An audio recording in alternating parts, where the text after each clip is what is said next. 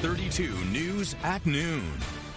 Good afternoon, everyone. Thanks for joining us today. I'm Sylvia Perez. And I'm Natalie Bumpke. We begin with breaking news. A shooting inside a Jewel grocery store in broad daylight. Casey Cronus is live on the scene with the very latest. Casey?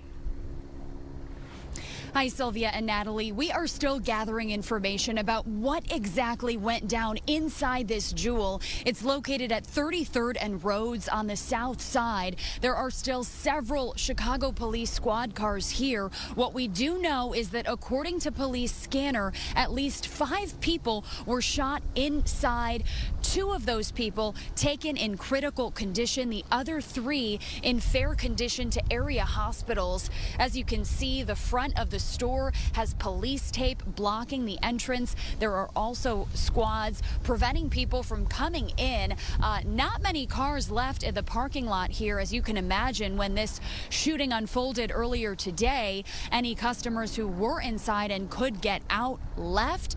Police are at the entrance now investigating. I did speak to a woman who was not in the store when it happened, but she said she spoke with an employee who said inside there is blood everywhere. We are working to gather more information and again how those people who were injured are doing. Again, that is according to police scanner. At least 5 people shot, 2 supposedly in critical condition. We will bring you the latest as we learn it. Back to you. Casey, thank you.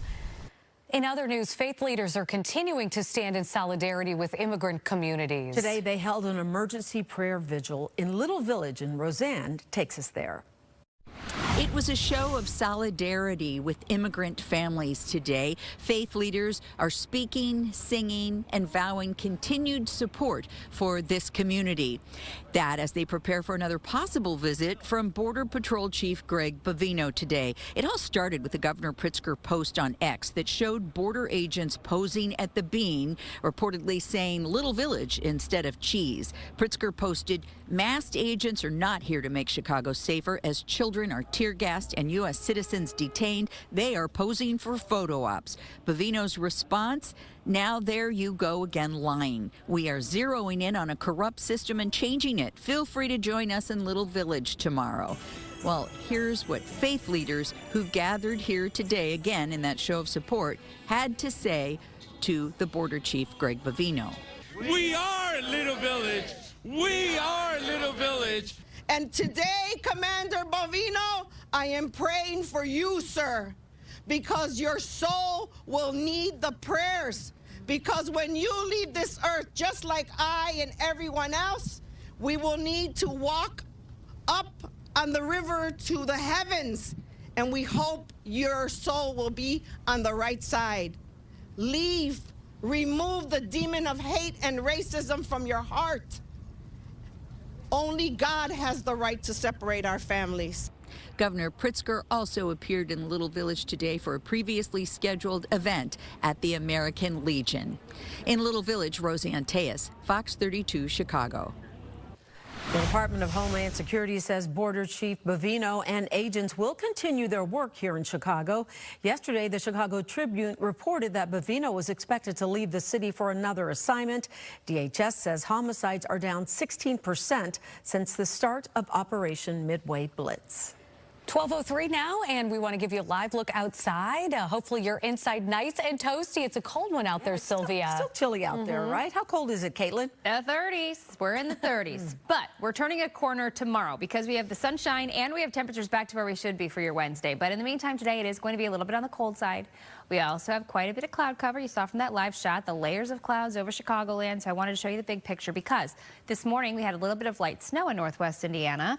Now those flakes have moved out and we still have some clouds, but they are expected to break apart as we continue on through the afternoon. More sunshine will be here. Closer look at radar shows again. The snow has departed, which is a good thing, but the temperatures, they're still chilly. 34 degrees at the lakefront, 37 at O'Hare. I see a few low 40s out there. It is 41 degrees in Joliet and Morris. Kankakee, I hope you're having a good afternoon lunchtime hour. It's 34 degrees outside for you. Very winter-like. Wind chill, it feels like we could be in the 20s. In fact, I see a 21 in Chicago Heights. Southern Cook County feels like you could be in the low 20s. That pushes on into northwest Indiana, too. Lake County, Merrillville, 23 is what it feels like. It is cold. Here's your day planner, though. Highs reaching the low 40s for most of us. And then by this evening, 5 p.m., we're back down to the upper 30s. Our 3-day forecast, though, shows what I'm talking about. Tomorrow, that's when it is going to be a beautiful day. Temperatures flirting with 50, if not the low 50s. And then 52 degrees expected on Thursday. These temperatures will continue to climb all the way to the 60s. We could be seeing the mid-60s even on Saturday, before the chance for rain does return. I'll show you that on your full 7-day forecast. Also, we'll take a look at that 10-day outlook because we are looking to be warmer than normal through most of this month ahead. All right, thanks for that, Caitlin. Well, despite the Senate agreeing on a spending bill, the federal shutdown will continue until at least tomorrow. A live look at the nation's capital, where House lawmakers are expected to vote on that legislation. In the meantime, the effects of the shutdown continue to linger, including for our veterans. Rebecca Castor has more from Washington. President Donald Trump honoring America's service members at Arlington National Cemetery on this Veterans Day. A day when many of those who served our country continue to feel the effects of the government shutdown. We think about 1.2 million veterans that have food insecurity issues across our country. And with a SNAP program being halted, that added to the misery that veterans have. VA Secretary Doug Collins says while hospitals and clinics have been operating as normal, other services did take a hit. We suffered a big blow and still are suffering a big blow when it comes to educational benefits, outreach, vocational rehab, a slowdown in our disability claims and benefits. Meanwhile, on Capitol Hill, there's division among Democrats after 8 of their Senate colleagues broke ranks and voted for a Republican bill to reopen the government. Just to say, I think that was a terrible, terrible mistake. I hope my colleagues earnestly are correct that we're going to be able to still land this plane and make sure that 24 million Americans don't see their payments doubled. The deal to end the longest shutdown ever extends government funding until January 30th, reverses federal layoffs made during the shutdown, and comes with a promise from GOP leaders to vote on extending Obamacare subsidies by mid-December. John Fetterman, one of the 8 senators to vote for the bill, says he's elated the government will soon be reopening. Millions and millions of Americans now will have their lives brought back to normal. The legislation now heads to the House, where lawmakers could vote on it as soon as tomorrow. In Washington, Rebecca Castor, Fox 32 Chicago. Travelers are still feeling the impact of that government shutdown. Right now, more than 120 flights at O'Hare are canceled, 23 cancellations at Midway. Today, Transportation Secretary Sean Duffy will be in Chicago to provide updates on air travel and how air traffic controllers are managing the stress. We are continuing to follow his press conference that's scheduled to take place at O'Hare. We'll have more on that coming up at our news at 4. And residents in the 35th Ward get to participate in allocating more than $1 million in city funds using participatory budgeting. What I mean is they get to choose where the money goes. And you are absolutely correct. And 35th Ward Alderman Anthony Casada joined us on Good Day Chicago discussing why it's so important to include the entire community in this process. People as young as 14 are able to vote in this process. Why was it so important to include young people in this? Because young people deserve to have their voice heard in government, but also get to learn how to make decisions collectively in their community. And it's for residents ages 14 and older, regardless of your immigration status, because every single resident of the 35th Ward should know and have a say on how to improve infrastructure in their communities. And when we're speaking of improving this infrastructure, there are a couple of different categories to choose from. Can you walk us through those? Yeah, so I actually brought a sample ballot here. So these are our official ballots. We have 5 categories. We have alley and street resurfacing, sidewalk repair, public art and beautification, bike lane infrastructure, and pedestrian safety. So residents get to choose 3 of the 5. After we tally all of the votes, we choose the 3 winning categories, and then we have a volunteer committee that reviews the submissions that were submitted over the summer and then prioritizes the projects, and then we submit a menu to the Department of Transportation for implementation. Quesada says this process has provided transparency and accountability around public safety for the community. To vote, people in the 35th Ward can head to his office or submit the vote online. Deadline to vote, November 30th. Thousands of Chicago veterans and families are getting some extra help this holiday season. The Black McDonald's Operators Association is celebrating 25 years of giving back with its annual Food for the Body and Spirit turkey giveaway. Today, volunteers on the West Side handed out 3,000 turkeys, baked goods, and gift cards. The giveaway runs until November 15th while supplies last. I wanted to stop by and just say thank you for your extraordinary service to you, your family. The sacrifices that all of you made to protect our country is something that will always be honored. A special honor flight from Madison, Wisconsin was met with a surprise greeting in Washington, D.C. Former President Barack Obama welcomed veterans of the Korean and Vietnam Wars as they arrived in the nation's capital. The Badger Honor Flight organization says the encounter was unplanned, but an unforgettable moment just one day before Veterans Day. Yeah, pretty special for both sides, I'm sure. Well, Veterans Day, of course, a time to honor those who've served. And One Chicago Cafe is doing that every day of the year. Veteran Roasters Cafe, the only coffee shop in the city dedicated to hiring homeless and at-risk veterans. Gabriella Primus takes us inside. I am with Dion. You were with Veteran Roasters Cafe here at 161 North Clark. And, you know, not only on Veterans Day are you making a difference, but like I said, every day. Tell us about how you've been able to make a change with homelessness with veterans here in Chicagoland. Several ways. Even if it's just helping someone with a one-time payment of their rent. We don't know the lengths that that person would have went to get that somewhere else, or we don't know how drastic that situation were. And it's not that we don't ask questions, because we make sure you have a DD-214, but we care, and that's what the whole entire company is built on, helping veterans. So not only are the people working behind the counter here at the cafe, they're veterans. Thank you to yourself too, a Navy veteran, but also, there's another foundation that's helping hundreds as well, correct? Correct, yes. So today, the founder of that foundation, Mr. Amir, is matching dollar for dollar every drink that's sold to also help out as well. I'm with Rose. You are the lead barista. I know you said it makes you so proud for people to come in, get to know you, say thank you. But let's talk about how much this cafe has made a difference and the foundation has made a difference in your life the last year. In the last year, this foundation, this organization has did a lot to help uplift me and help my life get a lot better. Last year, during this time, I was experiencing a little bit of homelessness myself, and it made me look at life in a whole new light, especially coming here and having the support and the foundation that I needed. Thank you so much, Rose, for having us. And thank you for the delicious coffee, too. Specials in more ways than one, but a one-stop shop here on 161 North Clark. Veteran Cafe. It's just awesome. I'll send it back to you for now. Great program. Thanks, Gabby. Millions of Americans are dealing with frosty temperatures, including citrus farmers. Coming up, we'll have a live report from Florida on how this could affect what you're able to get at the grocery store.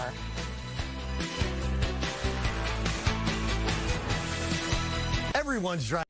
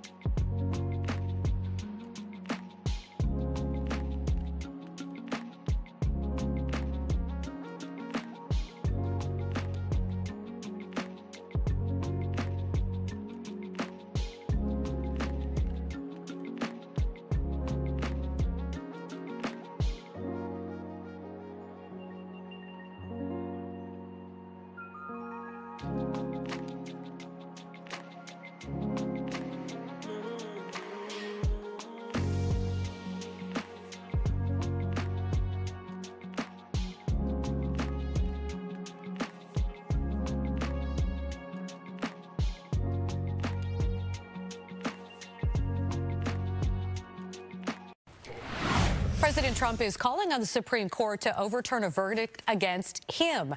He wants a review of a case brought by magazine columnist E. Jean Carroll that found him liable for sexual abuse and defamation.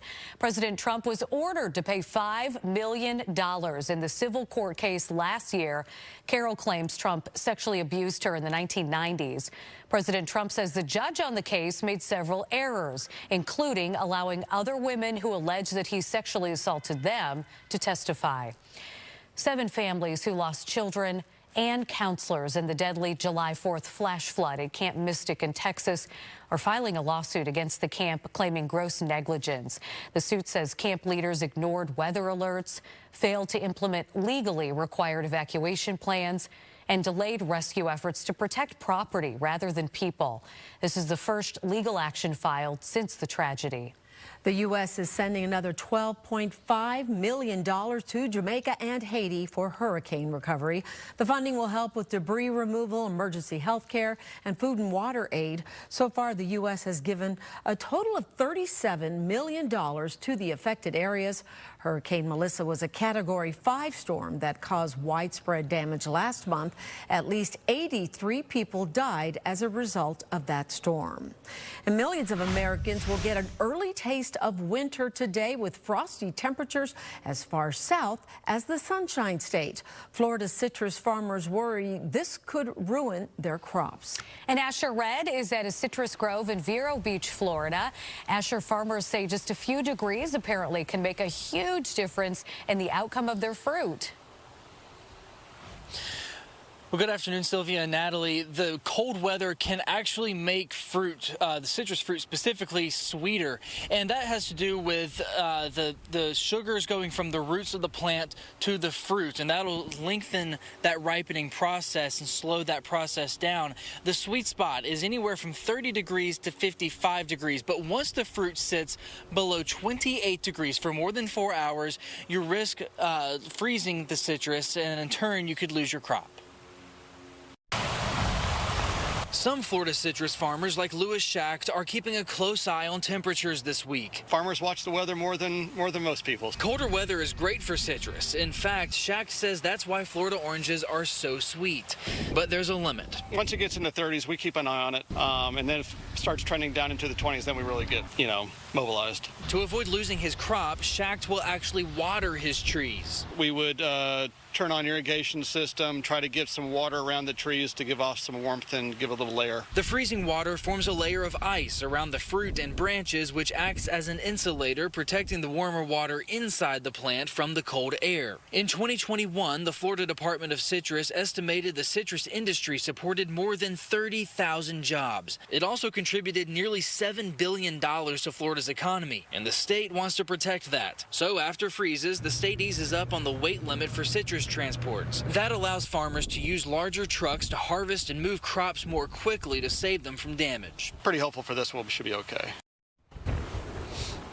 And citrus season goes from now to April, so even if these plants were to freeze sometime this week, citrus farmers say that they're confident they'd be able to bounce back by the end of the season. Back to you. All right, that's good news. Thanks, Asher. Let's take a live look outside. Chilly, overcast skies, but at least it's not snowing. Very different from yesterday, right, Caitlin? A different view, yeah, absolutely. Finally, the snow has moved out. Now, let's get rid of those clouds and warm up a little bit. That would be nice. It's going to happen over the next few days especially. You're going to feel the difference. Today, though, it is quite chilly as we stay below normal by about 10 degrees with highs this afternoon expected to be in the low 40s when we should be in the low 50s. Right now, though, you're stepping out the door to the 30s. These are the actual temperatures, by the way. 34 degrees at the lakefront, 37 at O'Hare, 40 in Morris, 41 degrees in Joliet and LaSalle as our warm spots right around freezing from Michigan City to Valparaiso. It is a little bit gusty out there today. We could see winds around 25 to 30 miles per hour. In fact, behind me, you can see we're almost at that 30-mile-per-hour mark at O'Hare. 29 miles per hour currently with these gusts. 28 in Gary, 26 at Midway, 26 in Morris. That wind is coming in out of the south quite fast. It's making a difference with how it feels. The temperature feels like we could be in the low 20s instead of the 30s and 40s. 23 in Merrillville for that wind chill, 24 at the lakefront. So again, today it is going to be a quiet day as temperatures reach the low 40s for most spots as our high. The clouds are going to continue to break apart. Sunshine is expected for this second half of the day. Heading into tonight, we drop back down to the 30s. Already by 7, we're in the 30s. And then let's get it on the good stuff for Wednesday. We're starting off with clear skies. That sunshine carrying us through the afternoon. Highs tomorrow back to where we should be. Upper 40s and low 50s are expected to be our high on Wednesday. And we have no rain, no snow in the forecast. Thursday's looking good too. We're just going to slowly crank up the dial with these temperatures. The temperature outlook, I did tease this. November 17th through the 21st, covered in orange here, meaning we do expect warmer than normal temperatures. Well, on our next 10-day outlook, it's reflected.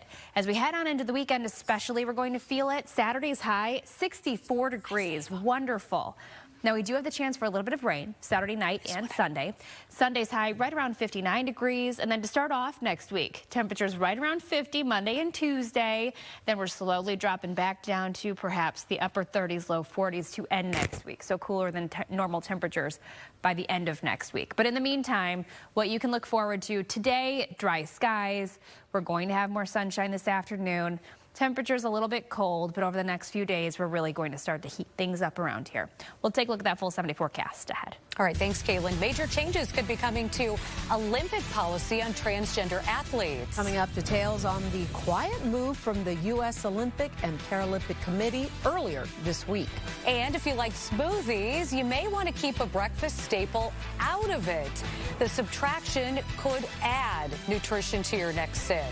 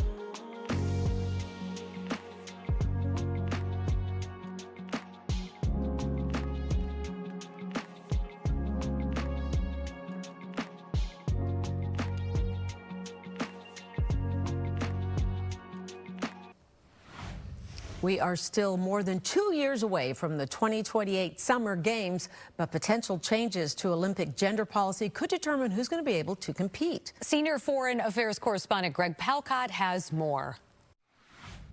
3 months before the Winter Games, the International Olympic Committee is moving towards a complete ban on transgender women in female events. The Times of London reports the policy switch could be announced at the next IOC session in February and could take effect in time for the 2028 Summer Olympics in Los Angeles. One of the things that we're looking for in this policy is sex screenings or sex tests. ultimately to prove if someone is male or female. It is a very, very simple cheek swab that would determine whether you are male or female based on your chromosomes. The IOC has previously left it up to individual sports to decide how to determine gender eligibility. But a science committee reportedly told members last week that being born male continues to provide physical advantages.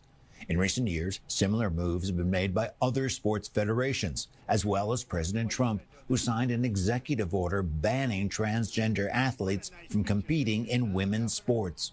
The potential change follows a major controversy of the 2024 Summer Olympics in Paris, where 2 boxers won gold medals in the women's division, despite previously allegedly failing gender tests.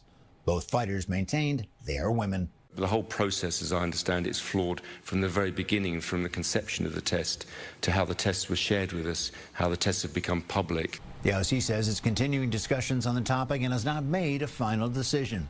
In London, Greg Palcott, Fox 32 Chicago. In Canada, a major setback in its efforts to eradicate measles. The highly infectious disease had been considered eliminated, but that's no longer the case.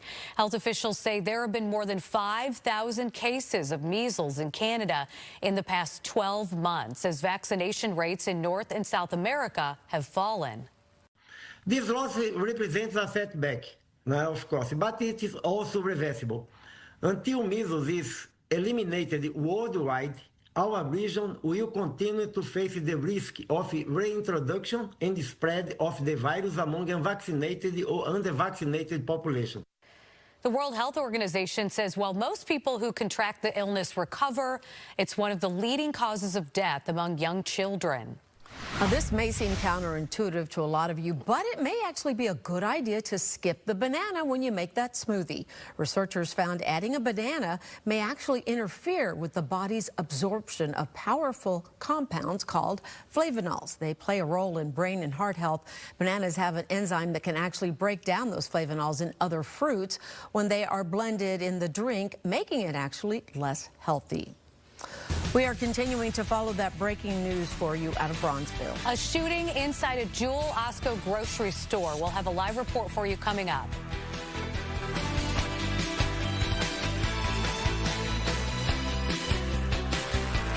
This show.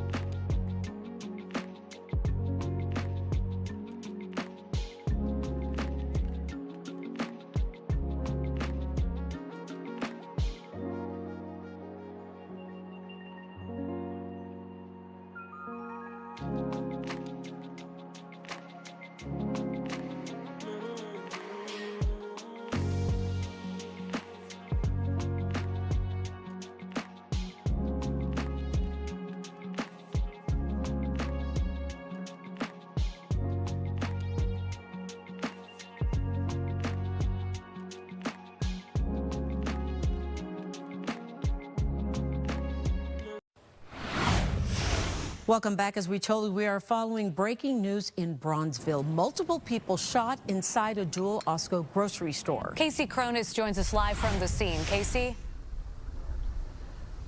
Hi, Natalie and Sylvia. Police still have not shared any details about what led up to this shooting, but we do have some new details to report. According to police scanner, 2 people were shot inside the store, one of them in the foot, while 3 others were injured during this ordeal. Now, the grocery store is located near 33rd and Rhodes. That's just west of the 31st Street Harbor on the south side. Police still have the store taped off as they investigate, and several squad cars are outside. In the aftermath, some customers came here to shop only to find the store closed down. Here's what one man had to say. I was actually coming to the store to shop because I just came from the South Loop area because I shop at this Jewel probably 4 times a week. And there's always something going on in the store. You have people coming in the store running out with items, liquor, and security actually have their hands full here, which they do a great job. They really do for what's going on. Again, we are waiting for police to share information about what led up to this incident, if perhaps there was an argument or altercation inside. Those are details that we are working to find out. In addition to Chicago police, there is also one private security car here in the parking lot. We will share more with you as we learn it.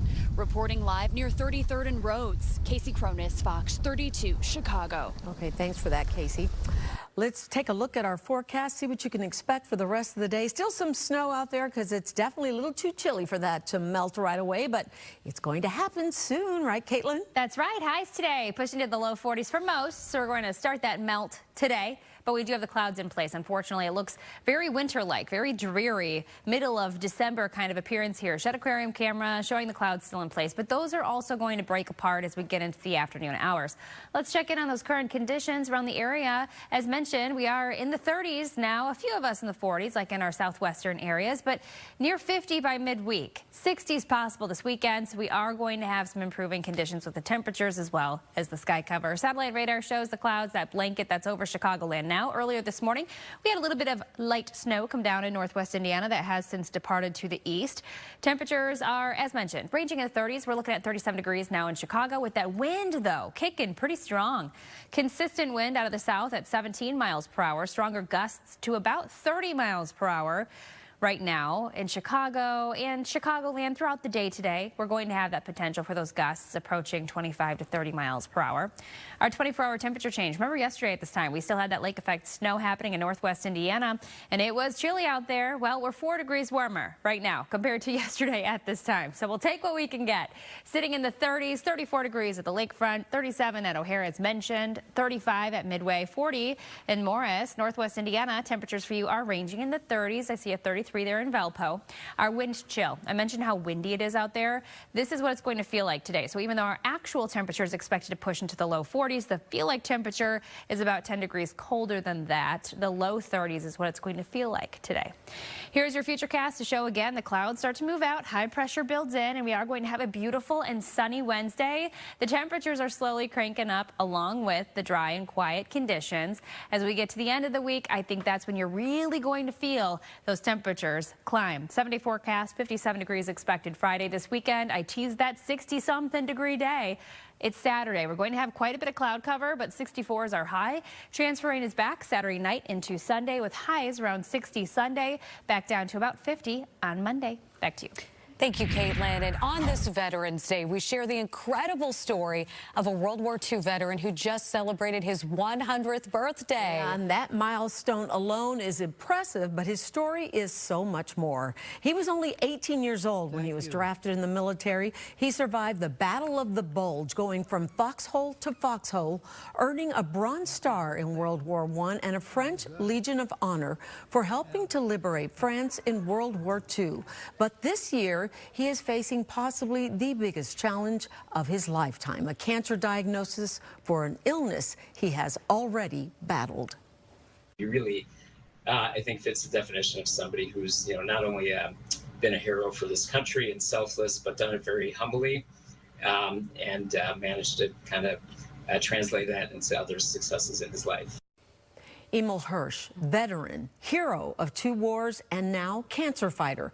Coming up on the news at 5, we're going to introduce you to him, tell you what he's doing to overcome his illness and how he has approached every single fight inspirationally and with conviction and honor. What a man. Yeah. Coming up, we're going to take a look at today's business headlines.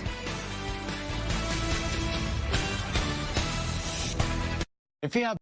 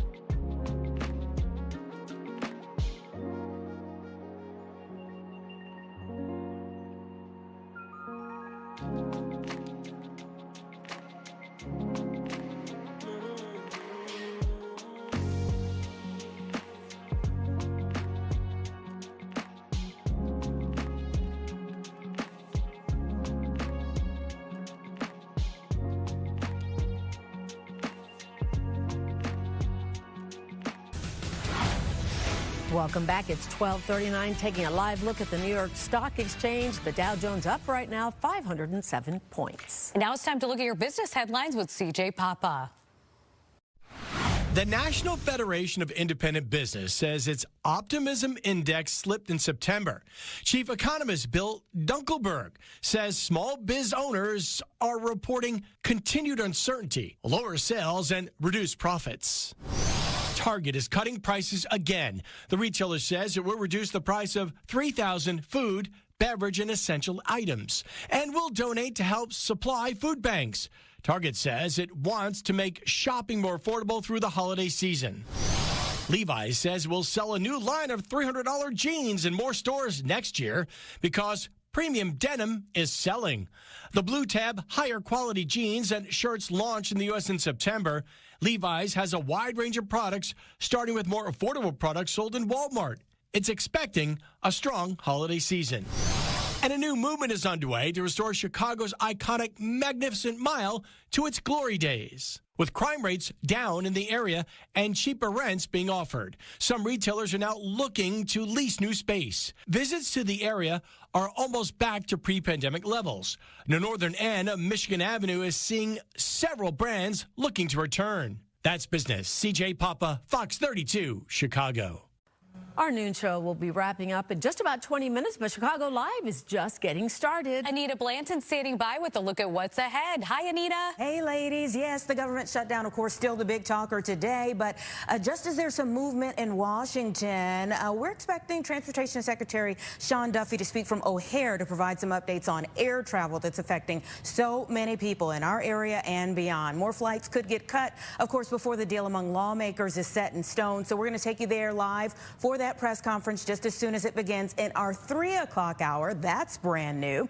And of course, our Veterans Day coverage continues on. Of course, they deserve our praise, their admiration year round. But today is a special day set aside to honor them for their service, their sacrifice. We're set up to talk with someone from Wreaths Across America about their ongoing work to remember the fallen, honor those who serve, and teach the next generation the value of freedom. Plus, we've lined up the director of UIC Center of the Recovery and Identification of the Missing. Really looking forward to this conversation. It's called CRIM. That's the acronym for that center. They have amazing work. These researchers are looking for service members missing in action from past conflicts. Really can't wait to have that conversation today. Plenty ahead. Starting at 1 o'clock online for Chicago Live. And beginning today, we are rolling right until 4 p.m., ladies. All right. Look forward to it. Thanks, Anita.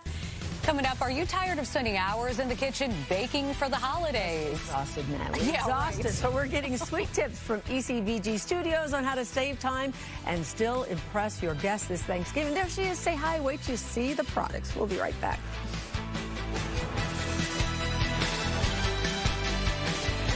Fox Local.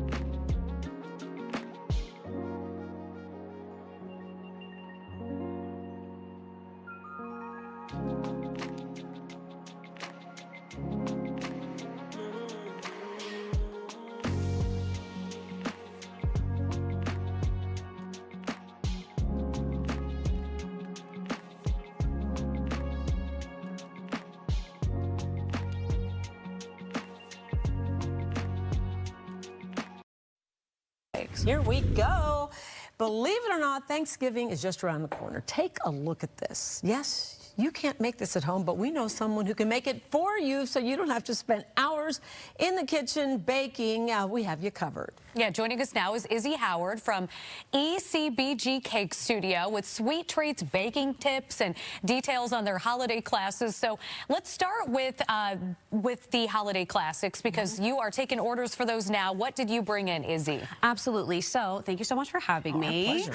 So we are doing our Thanksgiving bake sale right now. So we are offering our 3 deep dish pies. So to match the Chicago vibe, we're going with deep dish. And we're also offering a pack of 6 cupcakes that are gorgeously decorated. But our pies, which are the most popular, and also we only have 30 of each, so get those orders in as soon as possible.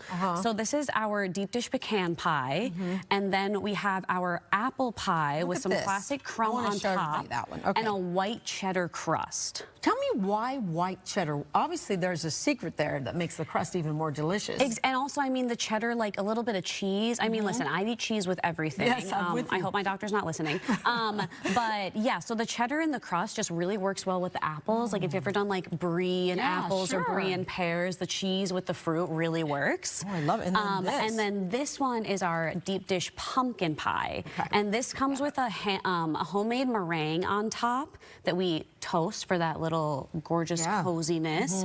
And then it typically, when you order it, it'll come with our fresh pumpkin macaroons as well. And so that's what we're offering on the website for Thanksgiving, and then we'll also have our holiday cake decorating classes as well. We should do that. We should. We should do a story on that. A Tasting Chicago cake decoration. You can bring your daughter. We'll have way too much. Oh, I'm sorry. We forgot we were on TV. Okay. But you're known for these, right? I mean, you're kind of known for your specialty cakes. Yeah, absolutely. So these are some of our custom cakes, just a couple of examples. And then we also have our cake shop online where you can order specific cakes and customize like the colors and the message, and those we only need 5 days notice. So those you'll find all types of options for any type of celebration that you'd like. And then for our custom cakes, we ask for 2 weeks advance on those, and those you can do anything. We can make a hot dog. We can make the Capitol Records building. We can make a giant fish. Can you make a Wienermobile? We can make a Wienermobile. Obsessed with Please. Yes. I would love that. Okay.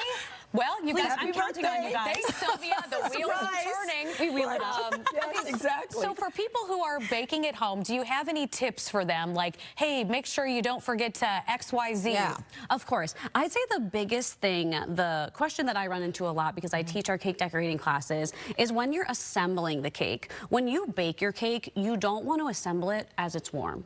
You either want to put it in the freezer or make sure it's nice and cold before you start putting those layers of frosting and stuff in between, because that's how you get like that droopy mess when it's all warm. And then they start tearing off when you're... Exactly. So the professionals, it's all about making sure your cake is nice and cold before you start assembling it. That's a good tip. Yeah, I'd say that's my number one. And then here's another hard baking tip. And people have the most difficult time, I think, with crust. So what's the secret to good crust? Ooh, the secret to good crust. I mean, obviously getting enough butter in there. And I'd say the temperature matters a lot. You want to make sure your butter stays nice and cold. I mean, our bakers are the absolute best. They are making the best crust you've ever had. And I mean, also, like, you got to get the little crinkling in there, so you get the nice crust. Right? Listen, when I make my pies never do, because I don't make pies. So mine have never looked like that. Exactly. And I love how this isn't your typical pecan, because it's like you sprinkled on top as opposed to baking it in there. Is that right? Yeah, a little bit of both. Yeah. And like and the pecans are going to be nice and like sugary and everything. Delicious. Right.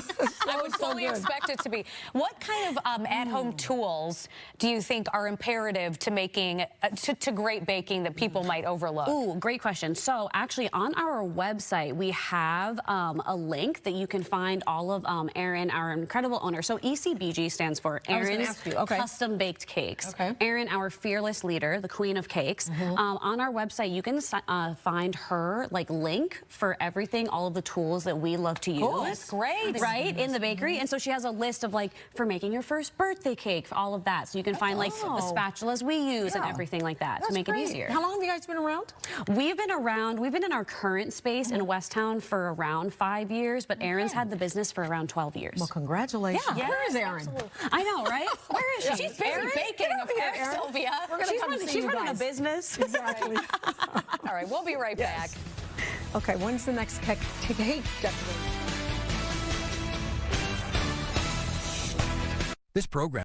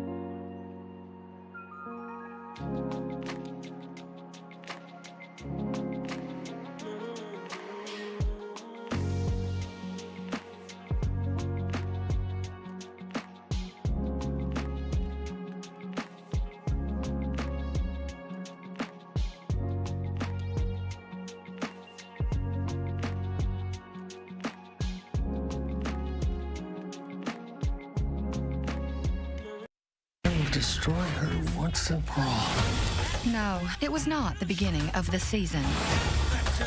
It was the beginning of a nightmare. Don't lose your humanity. Humanity.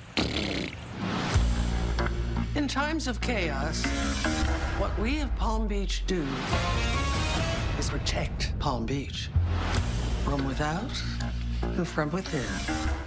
Well, two comedy legends are reuniting, and they're both streaming into your home this weekend. Yay. Sylvia loves this show. I do. It's fun. Jake had the chance to chat with SNL alum Kristen Wiig and one of the most iconic comedians of all time, Carol Burnett. You know, sometimes, I'll talk about a horror film or something on the show, and I just know that Sylvia's just going, don't care, not listening, don't want to see it. It's nice to talk about something that I know. So fun. It's so good. Yeah. It's a great show. It really is. So this is a real honor. In Apple TV's hit series Palm Royale, Kristen Wiig plays an ambitious woman who sort of scheming her way to secure a seat at one of America's most exclusive clubs back in the 1960s. And the one person who could get in her way is her aunt, played by Carol Burnett. It goes without saying, both Kristen Wiig and Carol Burnett have an incredible history of sketch comedy. Wiig, of course, as an alum of SNL. Carol Burnett, right there, one of the most iconic comedians in pop culture history, breaking ground with the Carol Burnett Show from 1967 to 1978. But when I spoke with these two legends, I wanted to know, what if they could have been on each other's shows?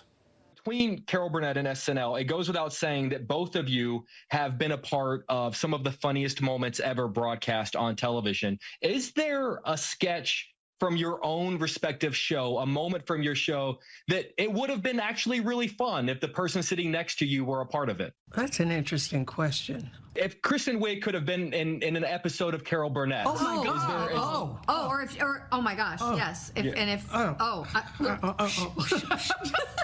No question. If we had been closer in age, and she'd been on SNL and our show was still working, I would have stolen you away to be on every week. week. I would have wanted you on every week. Oh, you know, my because gosh. there is nothing I could die now. this woman can't do. I mean, absolutely, she's a chameleon. She's brilliant, and also, I just love her to pieces. I do. I love you too. I love both of you. And we love you.